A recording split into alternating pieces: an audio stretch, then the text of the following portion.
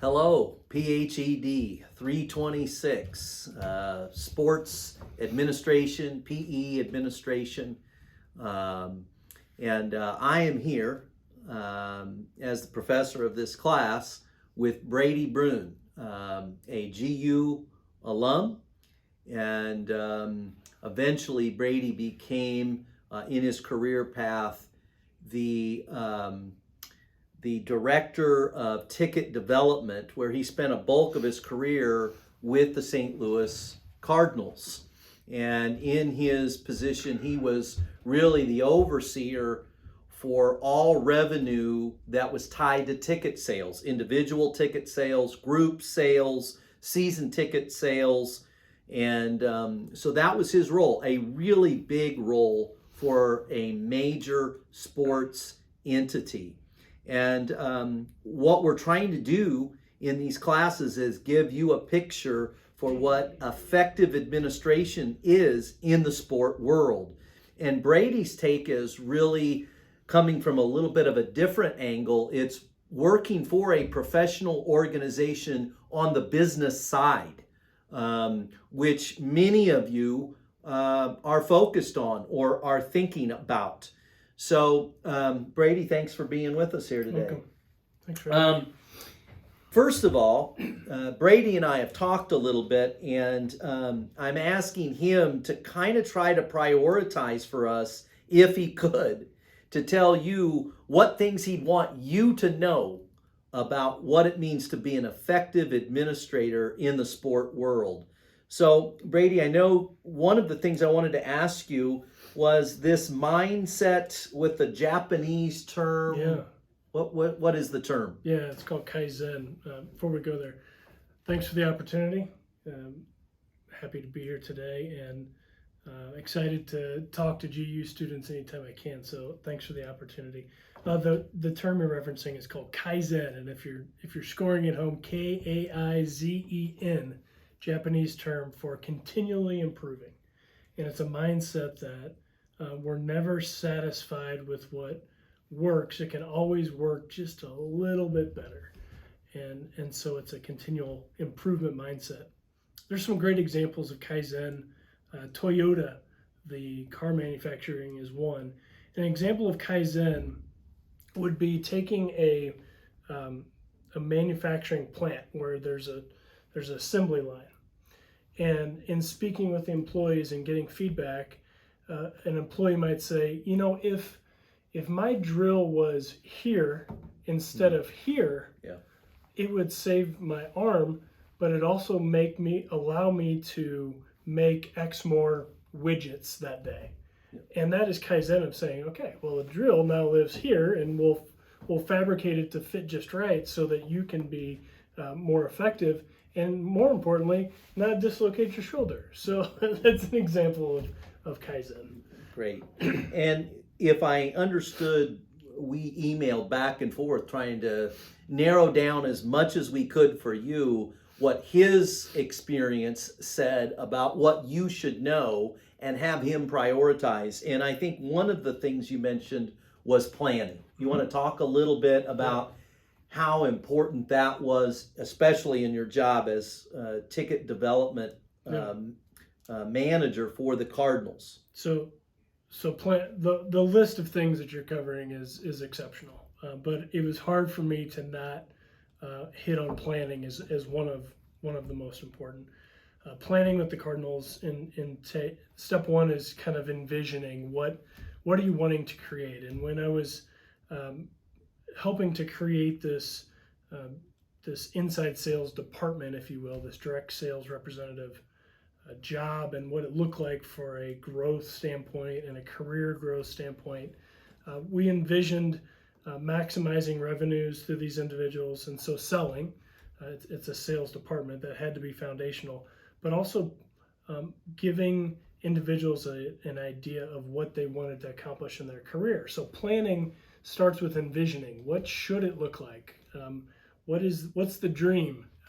Dream it up and start to put it on paper of what that dream should look like. In the planning phase, I'm not one that rests on the old justification of that's the way we've always done it. And so that's the way we've always done it. Is nice to understand past practices, but it's always a good foundation to say, okay, that's the way we've always done it. What in that concept, in that space worked and what didn't work, and let's start there. So in the planning phase, has this been done before, and if so, what were the outcomes, and what did we learn from it previously? And in planning, you're wanting to get a subject matter expert at the table, and so in business industry, they might call it a SME or an SME, subject matter expert, somebody who's lived this concept or this project and knows the details of what workflows should occur.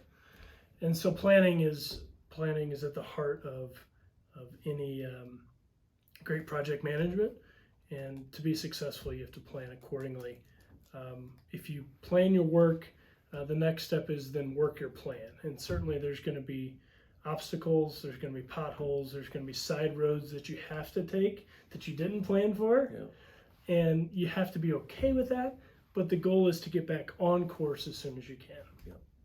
So in one sense, really Brady is our SME. He is coming in terms of having great experience working for the St. Louis Cardinals and giving us a hint about one of the 7 habits. Now, you need to guess which one planning might be, but I'm going to tell you. And that is begin with the end in mind. So as we think about the 7 habits, planning becomes begin with the end in mind. And that's what he says when he's talking about envisioning what you're going to do. I'm going to give you one small example because he actually used it in some of the notes that he gave me, and that was free throw shooting.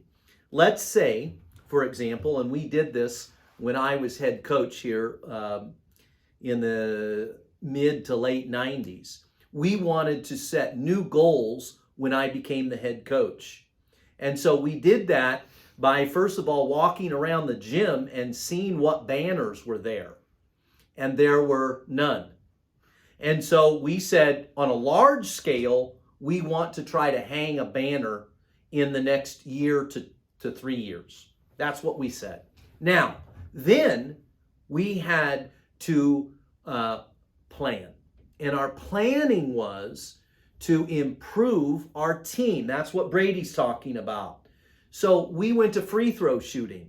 Now, if I just ask people to raise their hand on our team, we're meeting with the players and say, okay, we want to shoot 80% from the free throw line. Well, time out. What did we shoot last year? One of the things Brady's saying is you need to collect historical data to be able to have a good plan.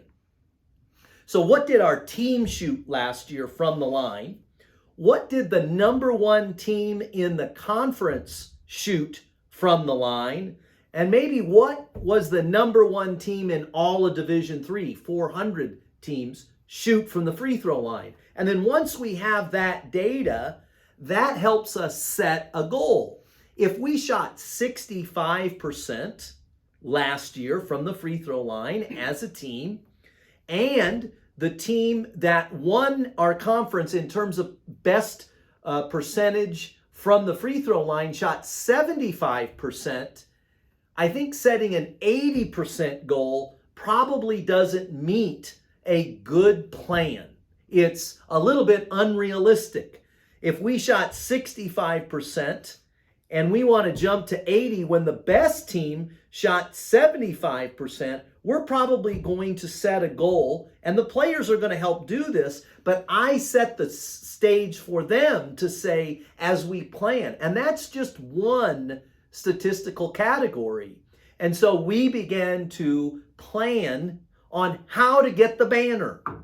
And that's just one area using historical data. Begin with the end in mind. The end in mind was to get a banner. Now we got to put a plan together to get the banner. Does that make sense? You can get everybody in a room and just raise their hand and everybody's going to say, well, we want to shoot 100% from the line. But it's not going to do you any good because it's not a realistic plan. Yeah. And so that was one of my athletic examples that I thought was important regarding planning. Now, while we're here, the second one he mentioned was evaluation. You want to talk to the class a little bit about that one? So I'll incorporate evaluation, but I want to go to goal setting for just a brief second. So there's been an acronym that maybe you're already aware of, maybe not, but it's helped me in my career with having these conversations about goals and incorporating a team to come in and say, okay, what should our goal be? What should your goal be? And it's SMART. It's a SMART goal. It's specific, it's measurable, it's attainable, it's relevant, and it's time bound. So all of those things need to be in SMART. And you talked about the A portion of it. And I've said this in many meetings before. I think A is set in the center of SMART for a reason. A is attainable. If you put a goal of 95%, although a long stretch goal, it's not going to be attained. Right. And it turns into almost demoralizing as, yeah, we're shooting 85%, and that's great, but it's nowhere near 95. And all of a sudden it becomes more of like a quota or a pressure being put on them instead of trying to get to a goal that's attainable. So that's my little small soapbox on my goals. So as Brady was in charge of increasing ticket sales, he had to use some historical data to have an attainable goal. Or you just say, sell all the tickets you possibly can and not have any, relevant, realistic goals to achieve. Because once, if you have a goal of shooting now, let's say 70%, all right, and you're shooting 65%,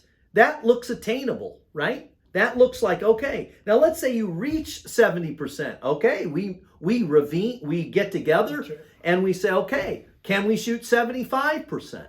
But maybe we ought to set a goal based upon everything we know. Maybe let's start with 72%. Let's get there first. So these we're talking about goal setting, but goal setting is a part of planning. Comes underneath that. All right. And expectations and evaluations, really evaluation starts to bring in the results, the facts, the data. How did this happen? What was the data that supports the end result? And we talked just recently that some of the missteps that I've had over my career is waiting to the very end to look at that evaluation. And instead now having these regular meetings with the team so that we can look at and evaluate how things are going now. So if we need to make that course correction, we can midstream instead of waiting till the end. Evaluation sometimes is difficult because it takes the anecdotes or kind of those, another word for it is like those small justifications that might be recent, takes that out of the equation and gets to hard fact. And sometimes it's challenging because the data might not tell you the story that you were hoping for. And that's where that course correction comes in and ultimately turns the corner to the next planning session. But evaluation is critical in any sports job, any team job, anytime you're trying to run a business or accomplish a project.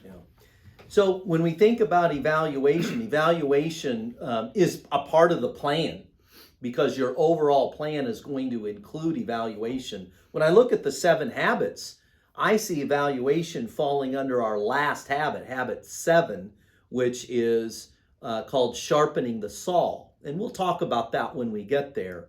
But what we're trying to do here today is get you thinking about the first habit a little bit and beginning with the end in mind, thinking about what it means to put together a good plan. And that involves goal setting, and it also says we're going to evaluate these goals and put a time level to that. We're going to evaluate them every month. We're going to evaluate them every 3 months. We're going to evaluate them every 6 months, whatever it is. Notice that what Brady said that I think happens often in sport too is we wait until the end of the season before we do any kind of an evaluation. This is the offense we run. This is the offense we're always going to run. One of the things you see from Bill Belichick is he does an evaluation and a new plan for every game. He's known for that. And so his defense actually looks a little different depending upon his opponent. Now, he's put together a plan that allows to have a defensive philosophy that is that flexible where he can change it from game to game, which is very tricky. It's why he's good. Most people can't get players to change midstream. He's created the culture and the system to be able to do that. So he's evaluating a lot more often than most people, all right? And his plan is week to week and very specific. And each player, you'll hear him say this when he's quoted, each player is given a job to do. And you'll hear him say, do your job. And he defines that for them, and then he evaluates them very heavily, and then he makes decisions accordingly, okay? And so that's the sport example. Brady had to apply this to selling tickets for one of the best professional sports franchises in America. What a job. How big is that job to be able to think about how big of a piece ticket revenue becomes to the team? I mean, it's when you look at it, obviously performance of the team and all of those things are important, sponsorship and everything, but ticket revenue is at the top priority list for every sports franchise. Okay, this is kind of getting you to try to begin to think as a sport administrator. Brady, thanks for joining us. You're welcome. Thanks for having me.